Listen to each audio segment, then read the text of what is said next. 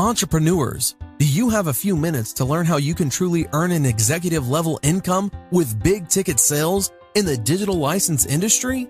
We're talking about 90% commissions on license fees for software, videos, and ebooks in bundles of $250, $500, $1,000, and $2,000.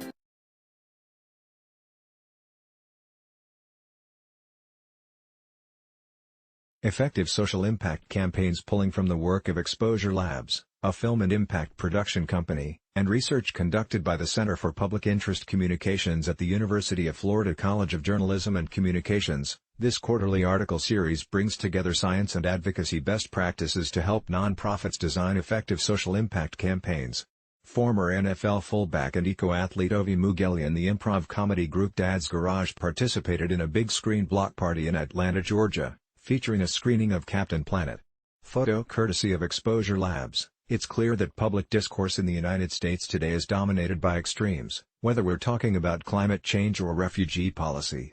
Many different factors are contributing to the sense that society is becoming ever more divided, but solving the important social and environmental issues we face nevertheless demands collaboration and unity. To make progress in this context, and break down the prevailing us versus them narrative, social change organizations must find ways to both better engage existing supporters and reach new communities beyond the choir.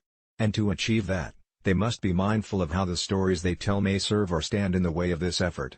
Breaking our scripts. Organizations and advocates often recycle the same type of stories, but using the same plot structures, emotions, or characters can reinforce established divisions and hinder efforts to build a broader base of support. In the humanitarian sector, for example, we often see the same rags to riches, and its inverse, riches to rags, stories, which aim to build empathy with refugees or victims of natural disasters, and support for humanitarian intervention. In the education sector, we often see against all odds stories about people from marginalized communities who overcome poverty to succeed. And organizations communicating about climate change often share apocalyptic narratives to convey the need for urgent action. But using the same story framework again and again not only creates story fatigue among existing supporters, but also means losing the opportunity to engage potential new allies. This echo chamber effect is exacerbated by the tendency for people to consume stories that affirm their social identities and disengage when stories challenge them.